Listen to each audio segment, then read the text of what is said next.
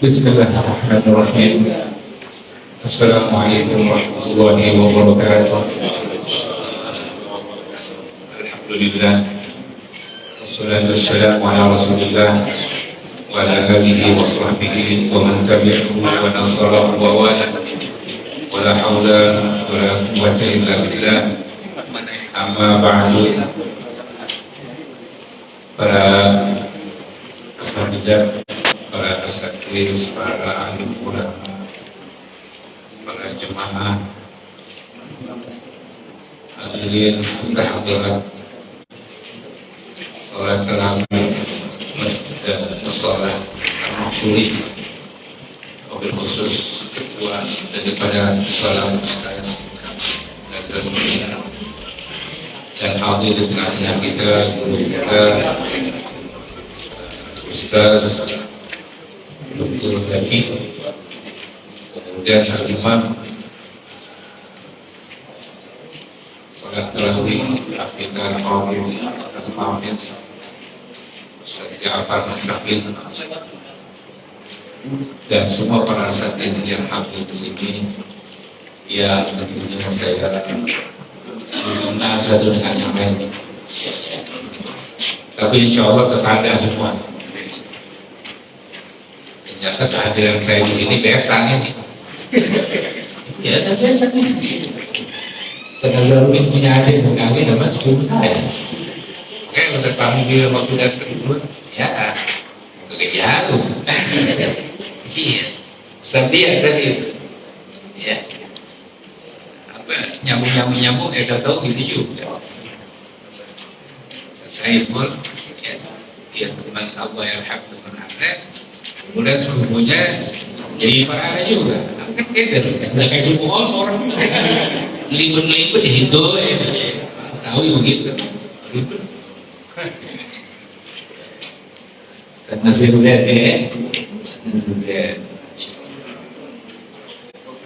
para asatidz hadirin, malam ini memang malam yang sangat istimewa bagi kita. Sebenarnya kita itu mau memperingati nuzul Quran.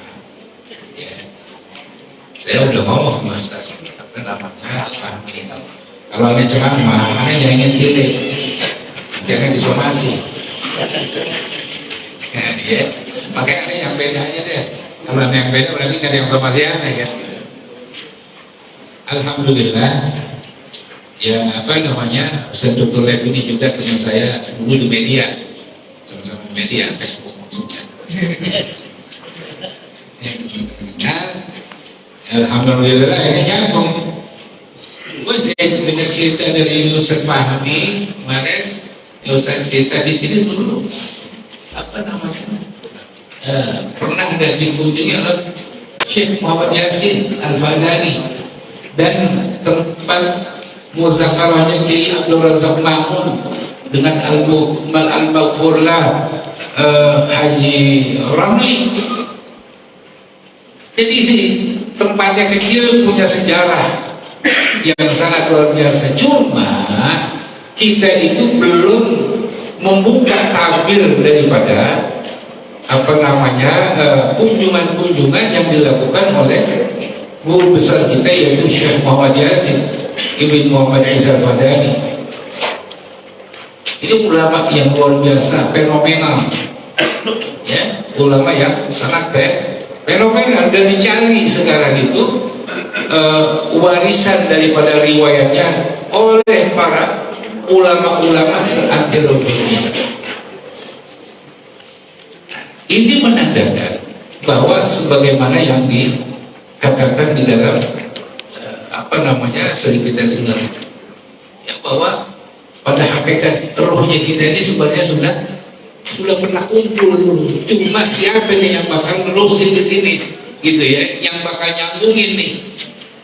Kan dulu mereka ini sudah masanya yang sudah cukup lama itu tahun berapa itu? Kalau nggak salah tahun 78. Karena waktu itu saya datang 2 tahun di sana, tahun 77 di Abdul Razak Mamun, kemudian datang ke Mekah, lalu di Syria. Ustaz ini bahkan sejak belum di Syria. Di Syria tuh menjumpai ayahnya Syekh Ramadan Putih mula Ramadan. Mula Ramadan itu atas perintah saya Yasin. Ketemu dia waktu itu kita mau pemilu, Syekh Abdul Razak ke Mekah, lalu ke Syria dan lalu ke Mesir. Nah, 78 itu Syekh Muhammad Yasin diundang waktu itu, kalau masalah dalam rangka Mu'tamar Nahdlatul Ulama. Masalah itu karena dia biasanya diundang itu oleh negara, ada 2 momen. Yang pertama musabaqatul Quran, dan yang kedua kalau ada rapat atau munas daripada Nahdlatul Ulama, pasti dia diundang. 78 saya lihat fotonya ketika Syekh Yasin jumpa saya dengan Syekh Abdul Razak Mamun, dengan Ustaz Ahmad Mubarak. Udah pada jangan semua itu ya, saudara-saudara kita, Masya Allah, guru kita. Sehingga di situ saya teringat, oh berarti 78 ini Syekh Yasin ini berkunjung di musola ini dengan siapa? Dengan Syekh Abdul Razak Mamun ya, tahun 78. Karena saya tahun 76 di Mekah. 76 tahun 88 saya balik, kemudian Syekh Yasin juga tahun 88 ke Jakarta, dan dia mengatakan ini ziarah saya terakhir, ya benar. Setelah itu dia wafat. Terakhir dia bertemu dengan yang di Zainuddin Zainuddin. Nah itu dia nyatakan ini ziarah wadah, jadi benar di wadah ya. Maksudnya tahun 90 dia wafat. Jadi itu udah hampir terakhir tuh setahun tahun 88 ya, kurang lebih sekitar 1 tahun 7 bulan lah. Habis itu dia tinggal. Atau dari sekalian para asasi, bapak-bapak, ibu-ibu, memang dalam ilmu riwayat ini sangat, saya lihat itu sangat jarang sekali. Itu kebetulan waktu saya di tempat Syekh Muhammad Yasin, saya tinggal kurang lebih sekitar 4 atau 5 tahun ya, di rumah beliau, sehingga ya tukang sapu tadinya, saya tukang sapu, beresin sedang tamu, sehingga ya kedapatan berkahnya gitu, dapat berkahnya doang. Sehingga banyak saya lihat orang-orang ulama-ulama dunia itu mencari riwayat ke tempatnya si Syekh Muhammad Yasin bin Muhammad Yasin. Kenapa begitu Pak? Ilmu riwayat kenapa? Sebagaimana yang diutarakan oleh Ibnu Mubarak di dalam ucapannya, kalau kita baca di dalam Mustalahul Hadis itu akan kita jumpai dikatakan al-isnadu minad-din. Sangat ilmu sanad itu ya. Artinya apa? Ilmu pengambilan riwayat dari siapa nih? Dari murid ke guru sampai kepada siapa yang memiliki karangan, sampai kepada yang namanya Rasulullah SAW. Sehingga ada ketersambungan di dalam riwayat hadis atau di dalam riwayat ilmu yang lainnya, baik itu fikih, baik itu tasawuf. Oke, banyak sekarang orang yang cepat jadi wali nih. Ya, belajar tasawuf nggak ada guru, jadi wali langsung. Ini bahaya. Karena nggak ada sandarannya. Ya. Baca dengan apa? Dengan kemampuannya, dengan pikirannya, tapi nggak ada landasan. Nggak belajar dengan nah ini bahaya. Maka itulah ilmu riwayat ini sebagaimana yang dijelaskan oleh Abdullah bin Mubarak bahwa al-isnadu minan ilmu sanad, ilmu riwayat ini bahagian daripada agama. Kalau dulu orangnya jujur-jujur, orangnya adil-adil. Nah kalau sekarang ya banyak yang dipresetin. Apalagi dikit lagi 2024 banyak yang jualan aku karena jualan habis. Iya, yang ada kait-kaitnya dikait-kaitin tuh. Ya, makanya Ibnu Sirin mengatakan bahwa di dalam di dalam riwayat itu bahagian ilmu itu daripada ilmu agama. Lalu dikatakan panzul aman ta'khud dinan. Dia agama siapa yang kamu lihat, apa yang kamu ambil, agama kamu. Jadi kan dia harus ada apa nih? Harus ada ya landasan dan dasar ilmu yang kita pelajarin ini. Siapa kita belajar? Dulu Ki Abdul Razak jelas, ya jelas. Ki Abdul Razak itu sebelum Perang Dunia Kedua dia di Mekah di Salatiah. Dengan saya Yasin ini saya bacakan dulu kilas daripada riwayat dan kisah perjalanan Ki Abdul Razak. Kenapa bisa berlabuh di musola yang nyempil gini nih? Iya, orangnya nggak nyempil, orangnya luar biasa hebatnya, ilmunya luar biasa. Ki Abdul Razak, tahu Ki Abdul Razak di Jakarta, Sayyid Al-Habib Salim Jindan, kalau nggak ada Ki Abdul Razak sepi, habis diceramah pada tidur cuma. Makanya ditanya panitianya, ente undang nggak Ki Abdul Razak? Sama begitu, dicari itu Ki Abdul Razak. Kenapa?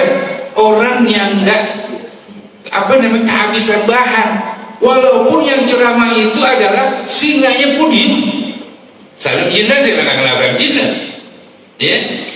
Orang kenal dari ujung ke ujung, kalau Jakarta sampai ke Jawa, orang kenal. Dan itu juga dia sebagai mitranya waktu di Mekah dengan Syekh Yasin.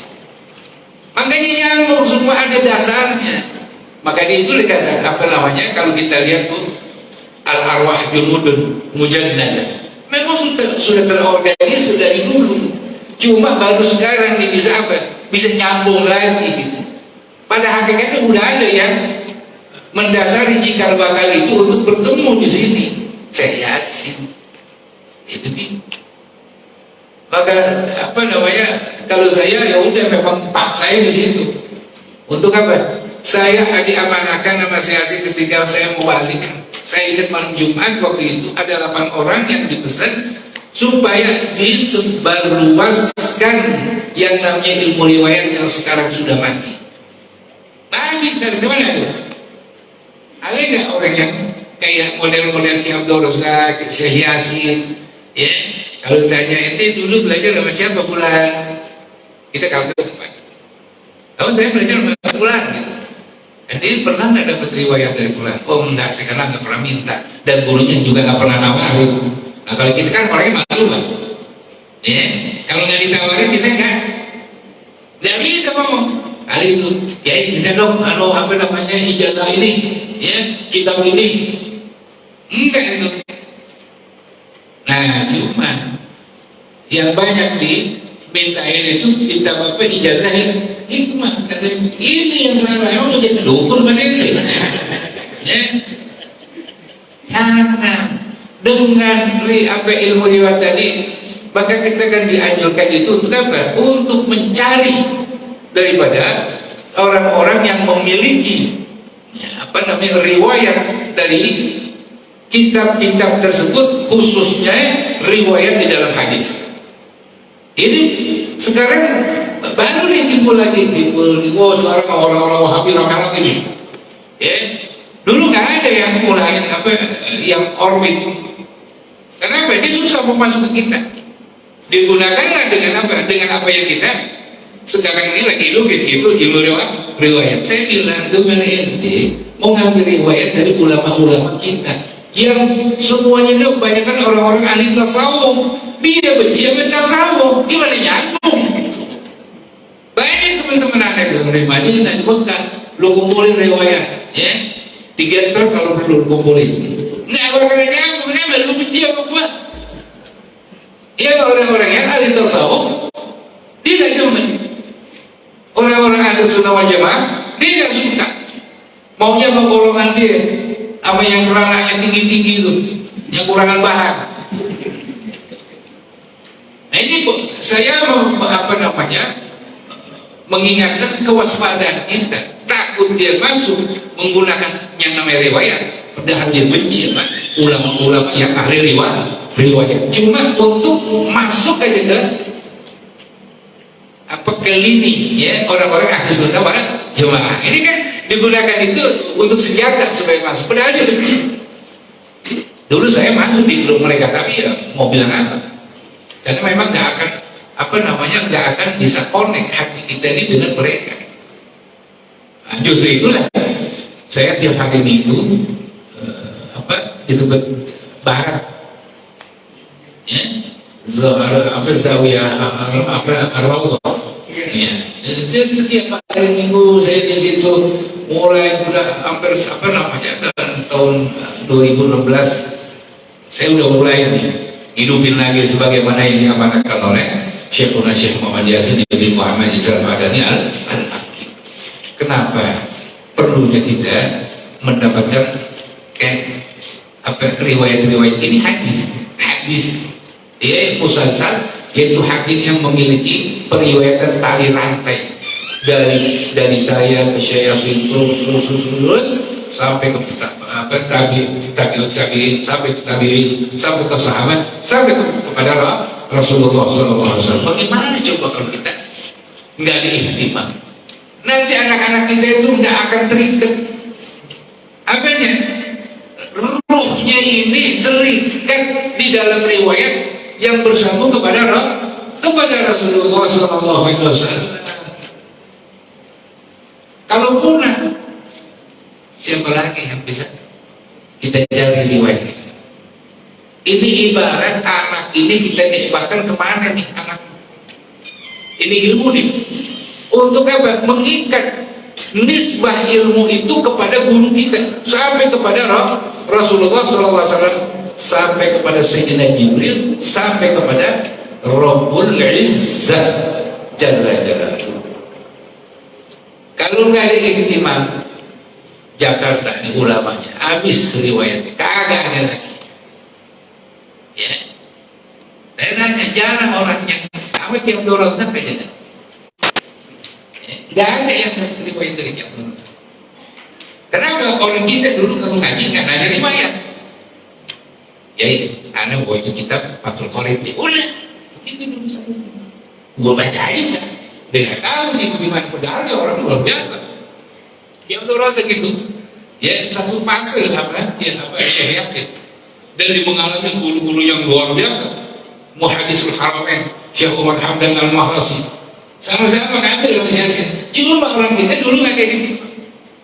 Maka itulah Syekh Yasin besar. Apaan ya katanya teman-teman kita nih punya guru hebat-hebat, dia nggak meriwayatkan kepada murid-muridnya.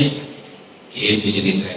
Ya udah, kita lihat ditugasin, itu tukang sapunya ditugasin.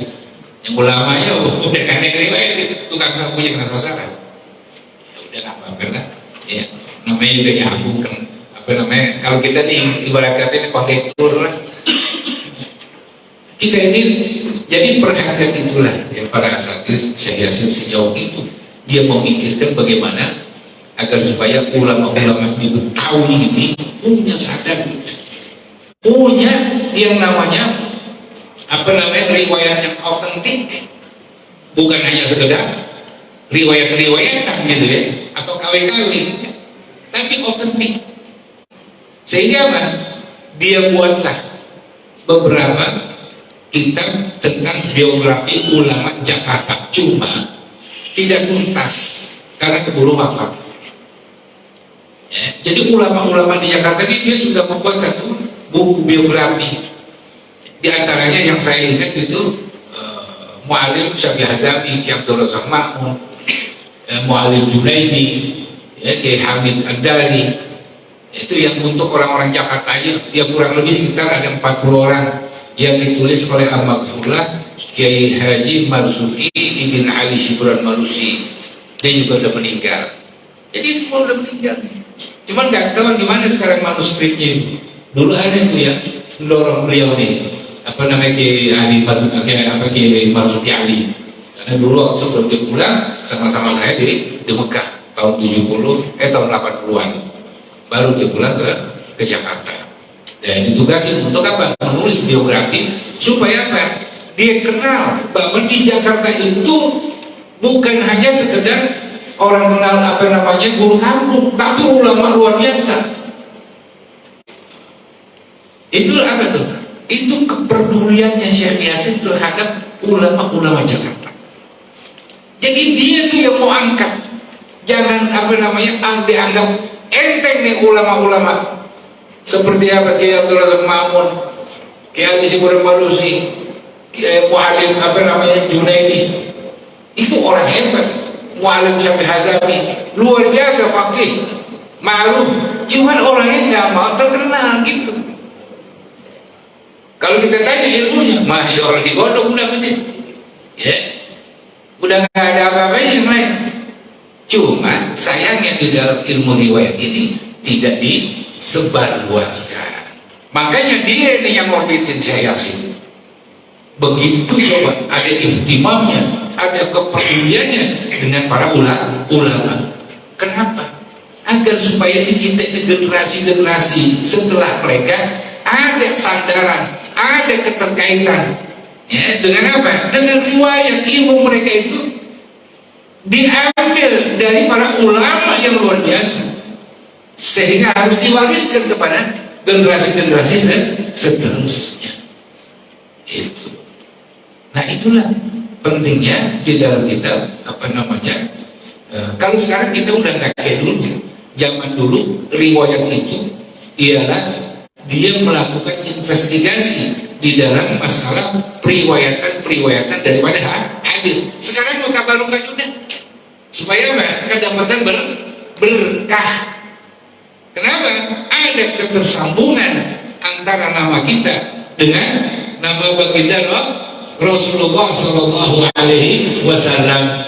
Kalau nasab kita kan tidak ada turunan dari Rasul, bukan gitu kan? Tapi apa? Dari hasab, dari riwayat. Dari mana coba?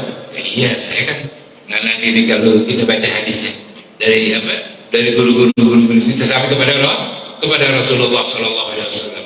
Apakah nggak cukup menjadi suatu kemuliaan yang Allah Subhanahu Wa Taala angkat dengan sebab apa? Dengan sebab riwayat.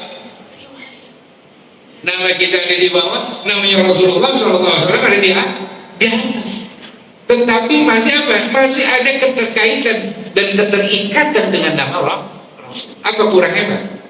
Kayak kita diundang presiden, ketua panitia presiden, kita tukang sapunya, ditulis nama kita di bawah, kan lumayan namanya. Kamu nama presiden di atas, masih ada nama gue di bawah, walaupun tukang sapu, kan gitu. Bagaimana coba kalau namanya Rasulullah Sallallahu Alaihi Wasallam di atas, nama kita ada di bawah? Ya. Itu kan nggak sekonyong-konyong kita taruh nama kita di situ, nggak bisa kan? Harus apa? Harus ada riwayat. Dari mana itu dapat riwayat itu? Lalu orang tanya. Ya, makanya fanzur amman ta'khudh dinakum. Lihat oleh siapa yang ente ambil ilmu ente tersebut. Karena apa? Karena ini agama.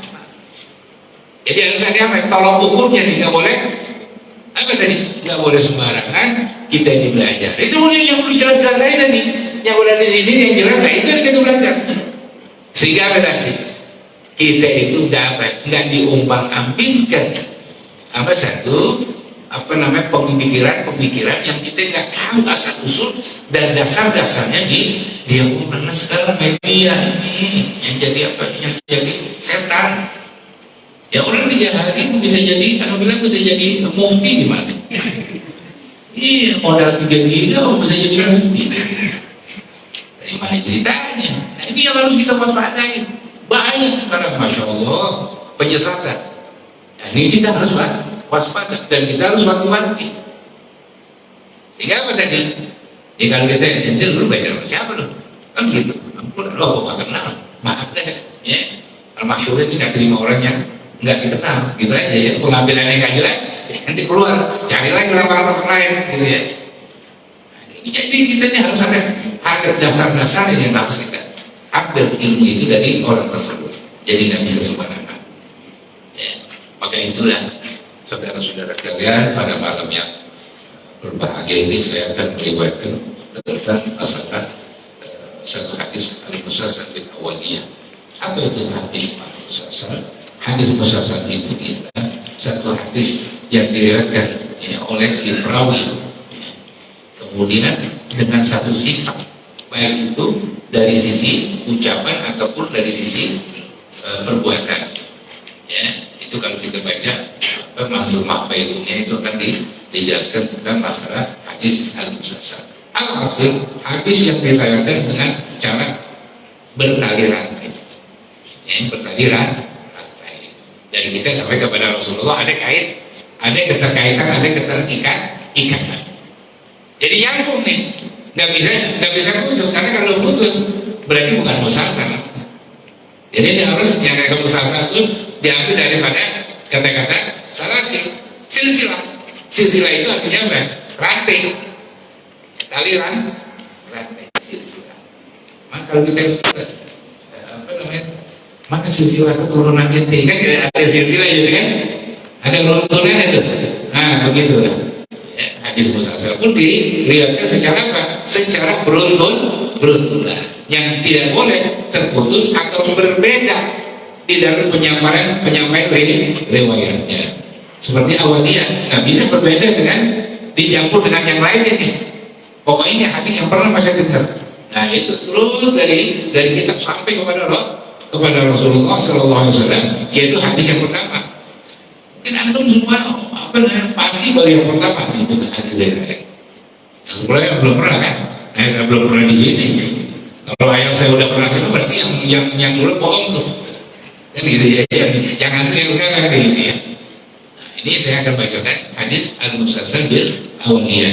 Jadi hadis yang pertama yang antum dengar nih hadirin sekalian dari saya, dari mulut saya, sebagaimana saya juga yang pertama kali mendengar hadis ini dari guru-guru saya. Begitu juga guru-guru saya hadis yang pertama kali didengar dari mulut guru-guru sampai kepada Rasulullah SAW. Hanya saja sampai kepada Sufyan Ats-Tsauri terputus. Hadis itu nggak disebutkan musalsal bil awaliyah lagi, ya. Sampai dari siapa namanya Sufyan bin Uyainah. Alhamdulillah, bismillahirrahmanirrahim. Al-hadits al-musalsal bil awaliyah. Alhamdulillahilladzi tawaffarat ni'amuhu wa tasalsalat alahu wa syahada la ilaha illallah wahdahu la syarika lah. Asyhadu anna sayyidina Muhammadan abduhu wa rasuluhu wa safiyuhu wa khaliluhu. Allahumma shalli wa sallim ala sayyidina Muhammad wa ala alihi wa sahbihi wa ba'du. Fa'ani ala Abdul Qadir al-Rajulah حفظ ربي الباقي عن الرازي بن واصل الداري المكي. أروي الحديث المسلسل بالأولية حقيقيا سماعا من شيوخ الأجلاء والعلماء الفضلاء. Jadi saya meriwayatkan hadis ini lebih daripada 20 ulama yang ketika saya jumpai sewaktu saya di Mekah dan sewaktu saya di Madinah. Saya meriwayatkan dari 4 orang saja. Ya. Fa'akul akhbar Nabi al-Muhaddis al-Hafiz As-Sayyid Abdullah bin Muhammad Siddiq al-Umari al-Hazani al-Tarji. Ini Syekh As-Sayyid Abdullah ini salah seorang alim, muhaddis, hafiz. Dia mengklaim dia mujtahid. Dia mengklaim mujtahid. Dia nggak ahli mazhab. Karena saking jeniusnya. Ilmu hadisnya luar biasa, dolar kepala udah. Karena dia udah apa? Dikasih dolar al-hafiz. Ya udah ratusan ribu dihafal. Ilmu usulnya nggak ditandingin lagi. Ya. Sehingga apa? Sama kayak kakaknya tuh, Syekh Ahmad. Syekh Ahmad ini Siddiq al-Umari. Dia nggak mau ngikutin nasab. Karena apa? Dia anggap dia udah mampu untuk berijtihad gitu ya. Di dalam apa? Di dalam istinbat hukum. Dulu di KL ini Al-Azhar juga. Ya. Cuman dia fitnah, dia dianggap sebagai orang yang berafiliasi dengan Ikhwanul Muslimin, padahal itu dia fitnah sampai di penjara. Saya alhamdulillah tahun 2018 sempat datang ke zawiyahnya di Maroko, ya, dengan Usyairi dan Daniel Hafiz. Jadi keluarga Al-Umar ini semuanya ulama, semuanya aulia. Jadi Abdullah bin Siddiq dikatakan Al-Waliyu Ibnul Wali, Ibnul Wali, Ibnul Qutub. Ya, ini luar biasa, karena salah seorang kakeknya ini Ibnu Ajibah itu yang mensyarah tafsir Ibnu Ajibah, dia adalah salah seorang kutub di Maroko. Memang luar biasa. Dia punya makbornya jauh di gunung. Jadi mau ngajarnya kapan? Di gunung ngajarnya kapan? Gitu. Sama seperti Abdul Salam ibn Mesis. Ya, kalau kita kok ke makbarahnya itu, masya Allah, tingginya luar biasa, jauhnya seperti apa, terjangnya bagaimana di gunung itu. Kenapa ada di atas gunung? Ya, anak muridnya itu puluhan ribu. Ngajarnya kapan? Ya, ke bawahnya kapan? Naiknya kapan? Gitu aja. Saya pikir itu nggak nyampe. Ini pakai sayap, pakai apa? Gitu ya. Tinggi banget, tidak jalan wajib pengukurnya, naik puncak. Itu orang dulu tuh. Makanya kalau dikasih gelar tutup ya nggak enak. Ya, setiap saat kan bisa aja ada di bawah ngikutin apa rekod besaran dari Mesir itu salawat segala macam. Anak muridnya semuanya di Maroko itu terkenal ya. Dikatakan negeri seribu wali itu, yaitu Maroko.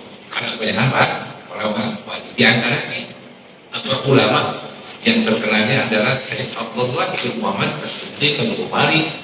Ya, beliau ini adalah salah seorang alim besar, muhaddis, dan sanadnya tinggi sekali.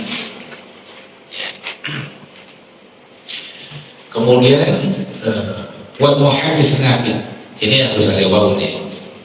Wal muhaddis Nabi As-Syekh Abdul Aziz bin Muhammad Siddiq Al-Bukhari. Abdul Aziz ini adiknya Syekh Abdullah. Waktu dia datang tahun 1407 ke Mekah, baik umrah atau haji, saya kebetulan salah seorang yang disuruh untuk khidmah dengan beliau selama ada di Mekah. Dia tinggal di Darul Ulum waktu itu, tempat saya sekolah di Darul Ulum. Kemudian saya hasil memberikan fasilitas sekolah. Saya tiap hari gantian dengan Kiai Zakwan Abdul Hamid, ya, yang di Prapanca itu. Alhamdulillah beliau masih ada. Teman saya yang masih hidup itu yaitu Kiai Zakwan sekarang. Kemudian Kiai Ahmad Dusturi, Allah yang sudah meninggal, dia tinggal di Bandung. Kemudian meninggalnya di Jawa Tengah kalau nggak salah, waktu ikut jabatan. Nah, ketemulah dengan dua orang ini, saya Abdullah dan saya istimewa baca dengan beliau menghatamkan kitab Al-Muwatta, ya, kitab Imam Malik di dalam riwayat hadis, kitab Muwatta namanya. Itu saya khatamkan beserta dengan rekan-rekan saya waktu wukuf di Arafah. Dikhatamnya waktu di Arafah dengan saya Abdullah. Kemudian yang ketiga wal muhaddis al-faqih Syekh Muhammad Al-Habib ibn Al-Khawjah At-Tunisi. Dia mufti itu Tunis, ya. Salah seorang muhaddis, dan dia muridnya Ibn Ashur, ya, Zaitun di Universitas Zaitun. Kemudian yang keempat wal alama musnidud dunya Syekh Muhammad Yasin bin Muhammad Islam Al-Makki wa akharuna wa huwa hadisin sami'tuhu min kulli wahidin minhum. Dan hadis ini adalah hadis yang pertama saya dengar oleh kuping saya itu dari guru-guru yang empat ini. Hadis yang pertama kali. Qala al-awwal wa tsani, yaitu Syekh Abdullah dan Syekh Abdul Aziz.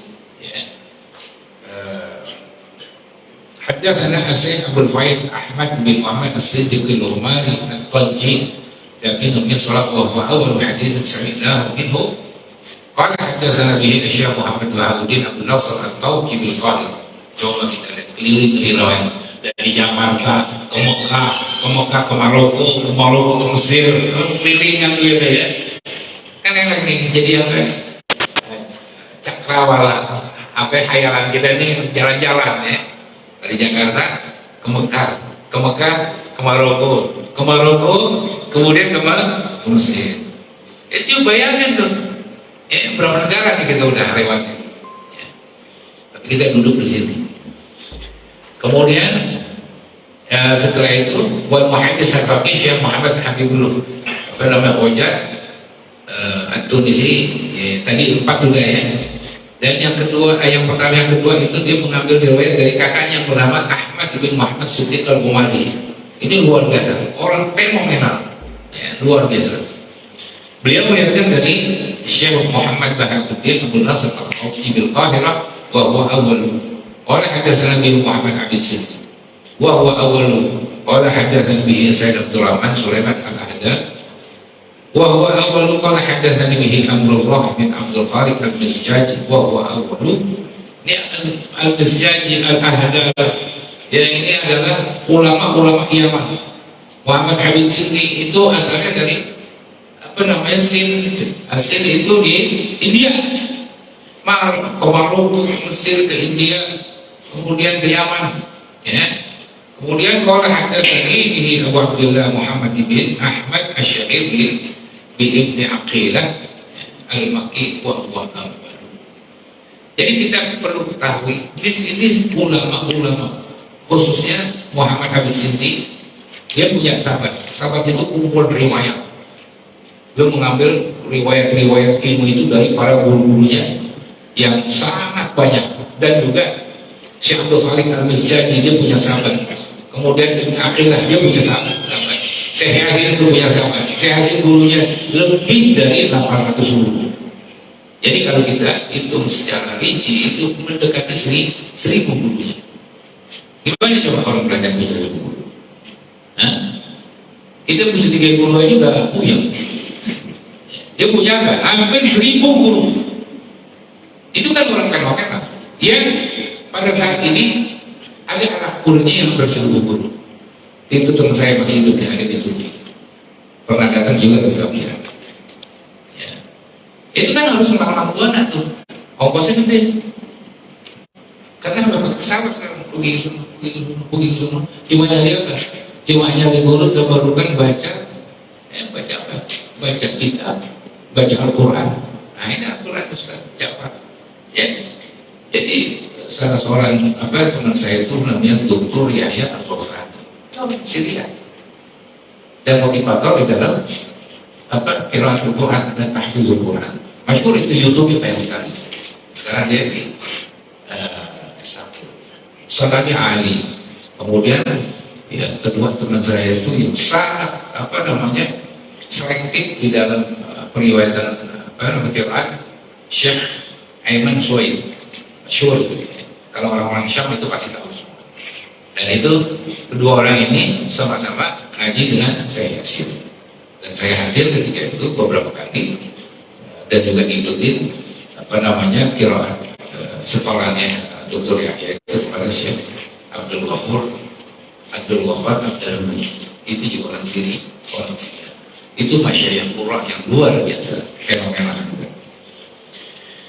Kemudian waqala As-Sadis itu Muhammad Al-Habib bin Khajjaj Mufti Tunis wa Amirul Am bil Majma' al-Fiqh al-Islami sabiqan qala hadatsana muhaddis As-Sayyid Muhammad bin Abdul Hayy bin Abdul Kabir Al-Hasani Al-Kattani Al-Fasi wa huwa awwalu qala akhbarana bihi muhaddis Al-Madinah Al-Munawwarah Asy-Syaikh Falih bin Muhammad Al-Zahiri Al-Madani.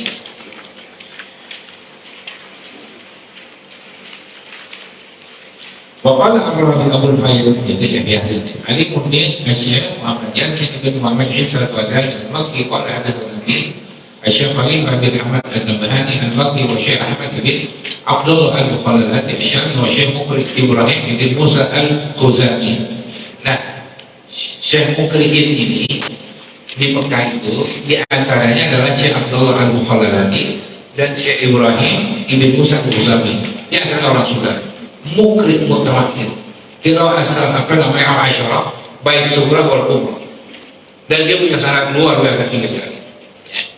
Jadi kalau nyambung sanadnya ke beliau ini berarti apa ya? Berarti sanad cukup tinggi ya riwayat Syekh sini di dalam qiraat.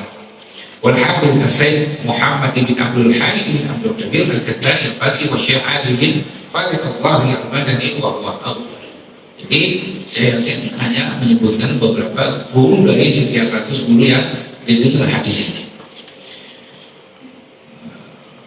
Qalu akhbarana bihi muhaddisul al-Madinah al-Munawwarah Asy-Syaikh Fa'ad ibn Muhammad Zahiri wa huwa awal qala akhbarana bi Syarif Abu Abdullah Muhammad bin Ali As-Sanusi al-Makki wa huwa awal qala anna bihi Abu Hafs Umar bin Abdul Karim al-Makki wa huwa awal qala hadatsana Sa'id an-Nur Ali bin Abdul Bar al-Warna'i wa Syams Muhammad bin Ali bin Mansur Asy-Syanawani wa huwa awal hadits sami'tuhu min Umar. قال حدثنا بخاتمة الحفاظ السيد أبو الفايد محمد مرتضى ابن محمد الزبيدي وهو أول حديث سمعنا منه. أبو الفايد محمد مرتضى ini adalah salah seorang syarih di kitab Ihya Ulumuddin. Kemudian beliau meriwayatkan dari gurunya yaitu Abu Abdullah Muhammad bin Ahmad Asy-Syahid bin Aqil Al-Makki وسيد عمر بن أحمد بن عقيل الصخاف المكي وهو أول حديث سمعته منهما. قال أخبرنا به الشيخ عمر أحمد بن محمد الدمياطي الشهير بن عبد الغني البنان وهو أول. قال حدثنا به المعمر محمد بن عبد العزيز المنوفي المصري الأزهري وهو أول. قال حدثنا به أبو الخير عمر بن عموس الرشيدي وهو أول. قال حدثنا به شيخ الإسلام القاضي زكريا Ibn Muhammad Al-Ansari Asy-Syafi'i. Beliau inilah sebagai salah seorang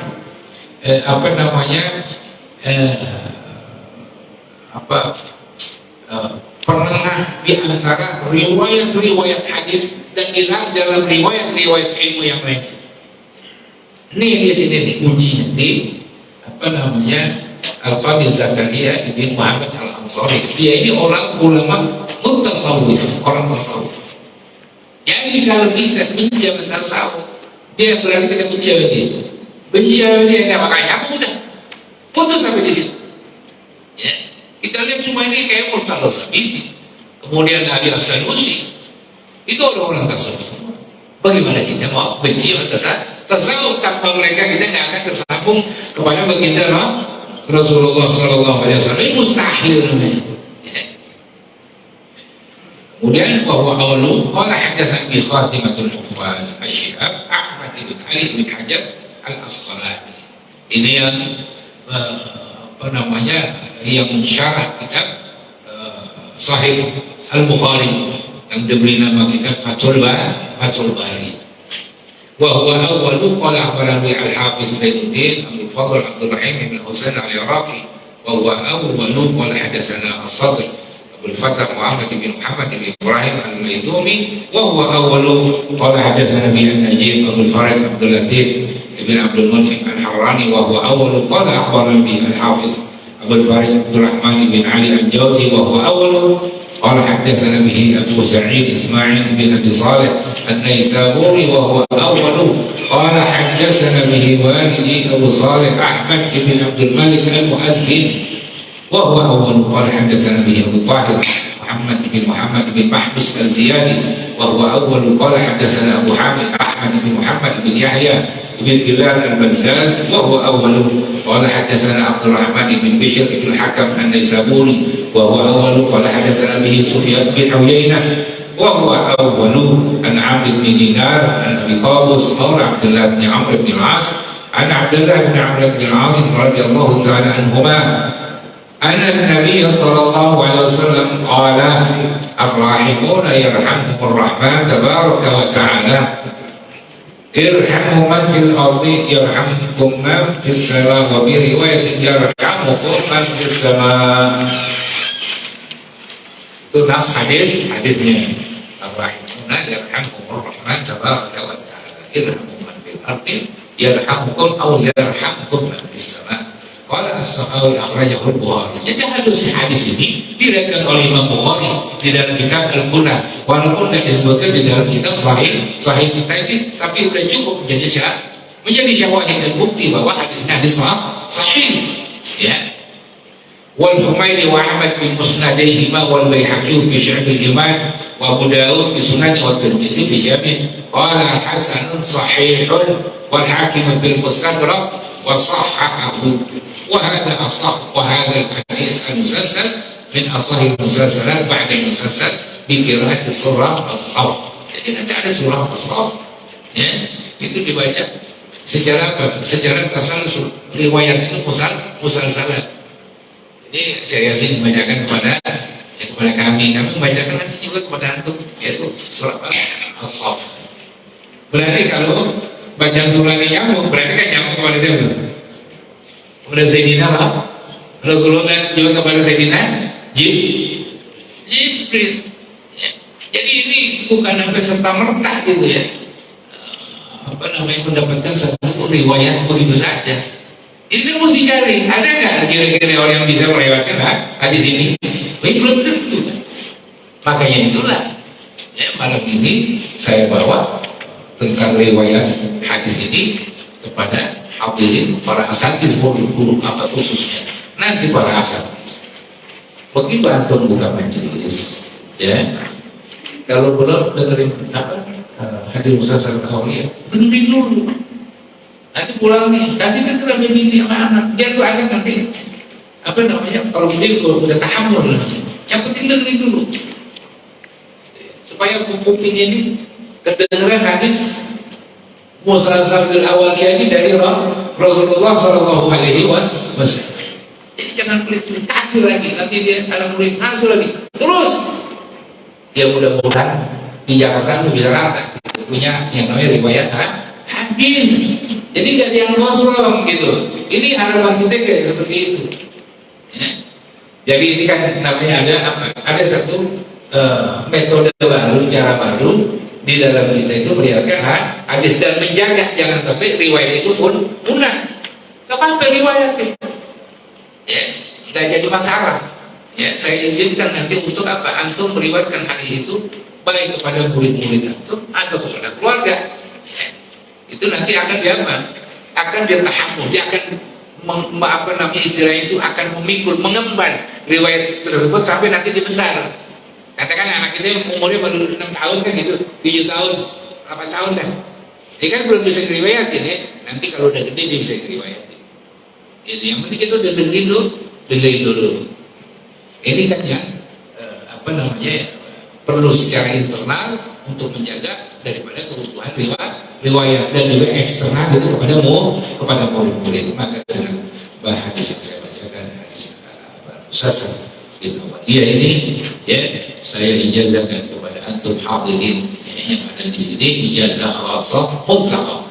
Qabilna al-ijazah ya.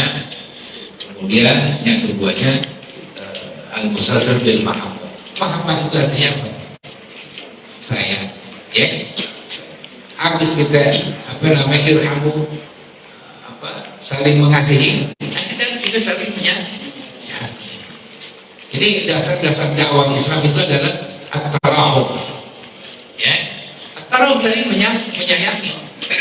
Jadi bukan orang Islam itu radikal segala macam radikal gitu ya.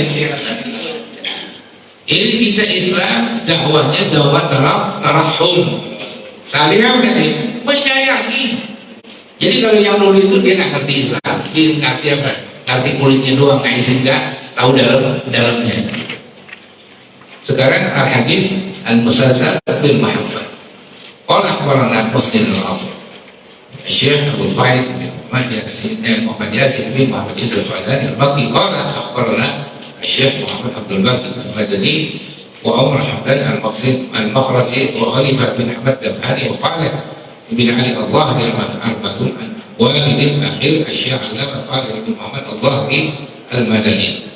Syekh Muhammad Yasin juga diundang kepada kami waktu itu yang hadir di dalam majelis hadis al-musassar, dikatakan inni uhibbukum jami'an ya qultu wa kulli salatin Allahumma a'inni ala dzikrika wa syukrika wa husni ibadatik. Ya. Nanti saya juga akan mengatakan seperti itu kepada antum sekalian. Nah, kemudian dari guru-gurunya yang begitu banyak ini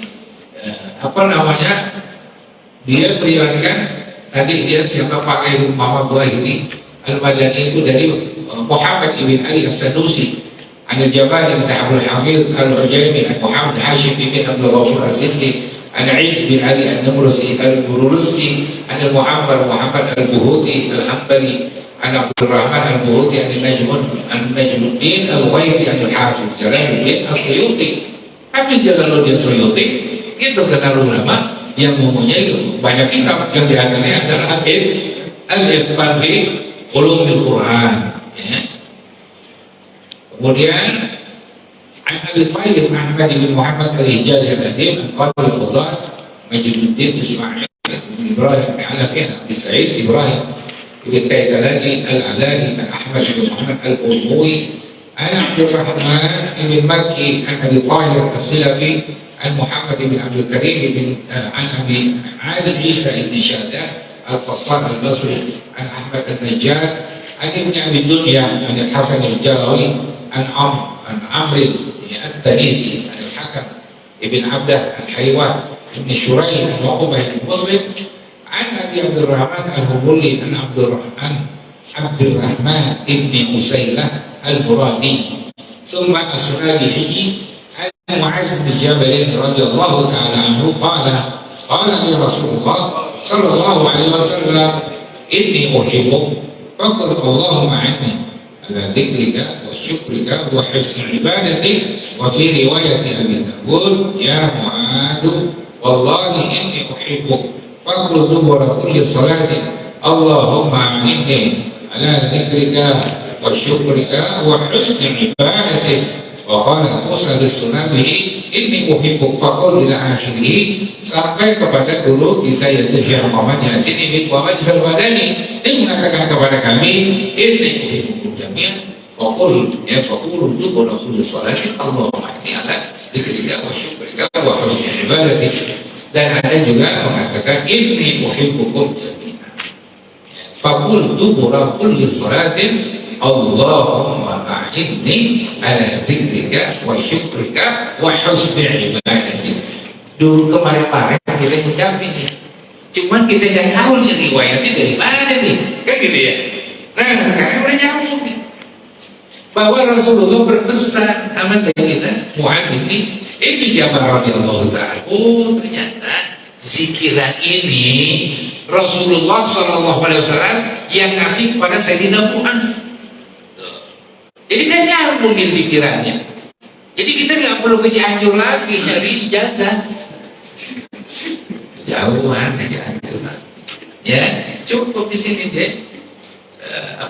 Musola sini udah cukup. Nah dari Sayyidina Mu'az sampai ya, pada sampai kepada guru kita begitu, sampai kepada kita.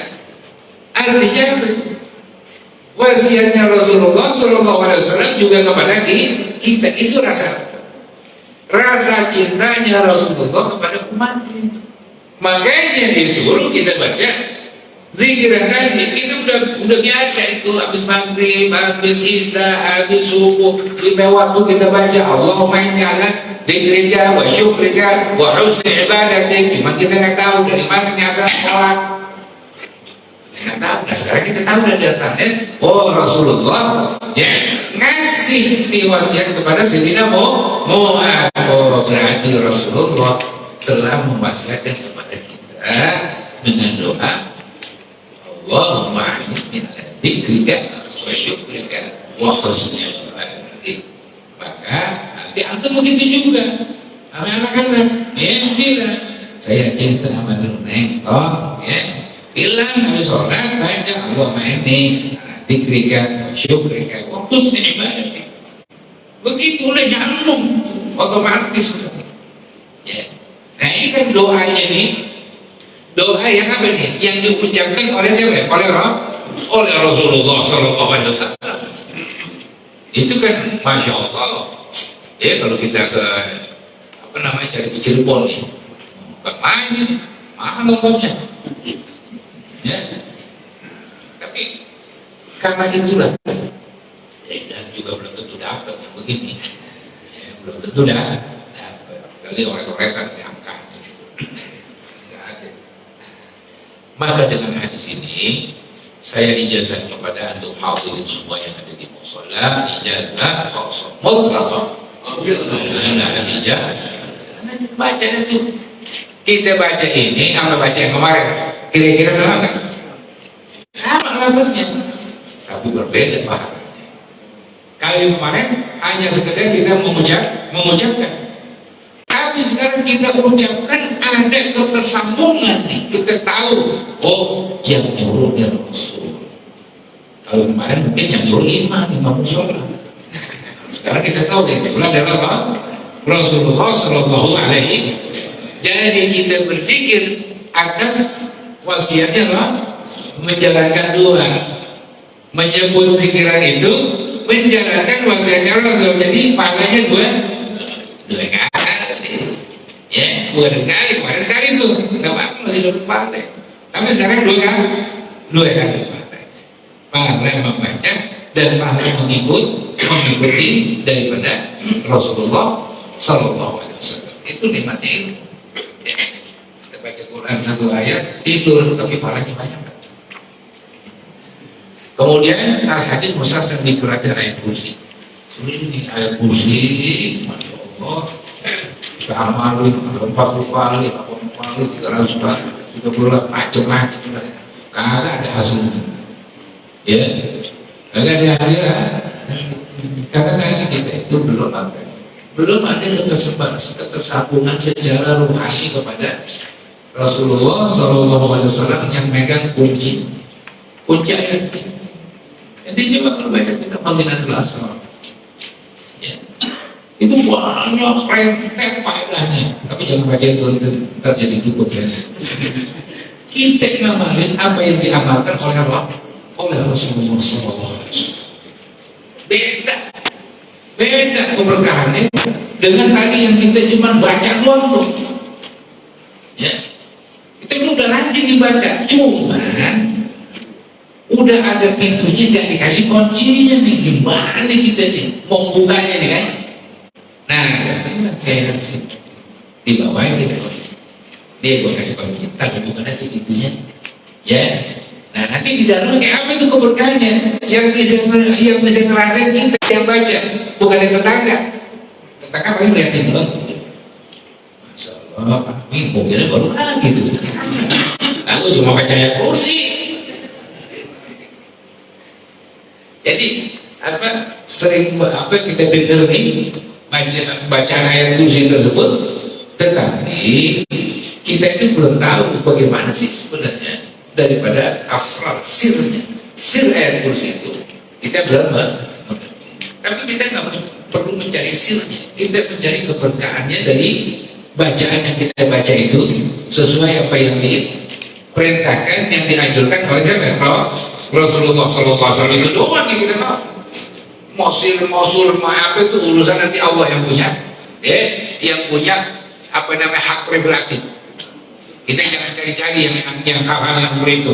Kita membaca karena apa? Karena ibadah kepada Allah Subhanahu wa Ta'ala. Ketimbang kita tadi baca, ya, mencari rahasia ini, mencari rahasia itu. Akhirnya kita nggak dapat-dapatan. Karena kita mencari rahasia, bukan mencari apa? Bukan mencari ridhonya Allah dan keberkahannya Allah Subhanahu wa Ta'ala. Cari ridho, maka pintu rahasia itu akan terbuka. Tapi kalau kita cari rahasia, belum tentu pintu ridhonya Allah akan terbuka. Ya. Jadi al-hadis musasar di qiraat ayat kursi. Qultu akhbarana bihi Muslim al-Asr Syekh Muhammad Yasin bin Muhammad Al-Fadani qala hadatsani bihi Syahiyat bin Idris Al-Bukhari. Ini adalah orang Bogor nih. Qala akhbarana Syekh Muhtar bin Atharid Al-Bukhari, juga orang Bogor. Qala akhbarana Syekh Said Muhammad Abdul Ridwan. Ini sebenarnya artinya tahwil hadis. Tahwil hadis itu artinya mengalihkan dari satu riwayat kepada riwayat yang lain. Maka hak yang terakhir itulah yang saya akan baca. Ya, lama. Hak yang pertama dia lembar dan kedua. Hak yang terakhir lembar kedua.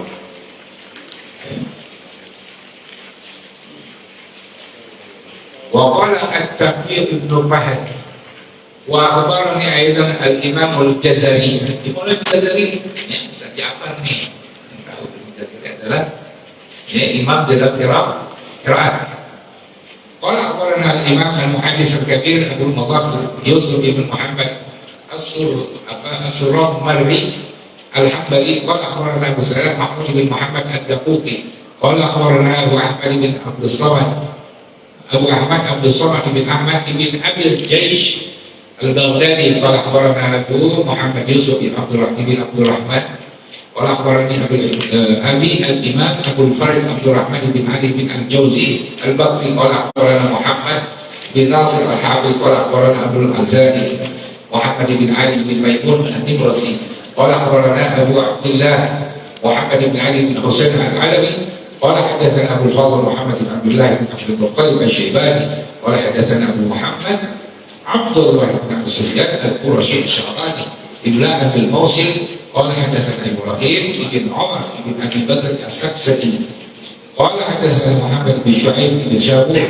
قال حدثني عثمان بن أبي عاتكة الهلالي عن علي بن يزيد أنه أخبره أن أبا عبد الرحمن القاسم بن عبد الرحمن أخبره عن أبي أمامة الباهلي أنه سمع علي بن أبي طالب كرم الله وجهه يقول ما أرى رجلا أدرك له الإسلام أو ولد في الإسلام يبيت ليلة حتى يقرأ هذه الآية الله لا إله إلا هو الحي القيوم إلى آخرها. ثم قال لو تعلمون أماني أو قال ما فيها لما تركتموها على أهل أن رسول الله صلى الله عليه وسلم أخبرني. Jadi hadis ini riwayatnya Sayyidina Ali radhiyallahu anhu. Utitu ayatul kursi kanzil tahtil ars wa lam yutiha nabiyyun kana qabli. Qala Aliun fama bitu lailatan qattu mundu sami'tu hadha min Rasulillah sallallahu alaihi wasallam hatta aqra'aha wa la ta'rifuha mundu sami'tu hadha al-khabara min nabiyikum. Wa qala Abu Umamah ma taraktu qira'ataha kulla lailatin mundu sami'tu hadha min aliyin wa hakadha jami'ur ruwah ma taraktu qira'ataha kulla lailatin mundu sami'tu hadha min syekh fulan. Jadi wala kuntu kadzalika ma kuntu taraktu qira'ataha mundu sami'tu hadha al-hadits min syekhina Syekh Muhammad Yasin bin Muhammad Al-Fadani Al-Makki sawa'un kana ba'da as-salat atau 'inda an-naum. Ya. Jadi saya pun tidak pernah meninggalkan ini kan. Kalau habis dengar hadis ini enggak boleh juga ninggalin nih. Karena apa? Karena Sayyidina Ali tidak pernah meninggalkan setelah dia dengar dari Rasulullah Sallallahu Alaihi Wasallam akan membaca ayat kursi. Itu ya. Nah, pun saya begitu. Saya tidak pernah meninggalkan membaca ayat kursi baik setelah sholat atau mau tidur. Kenapa? Kita yang manusia,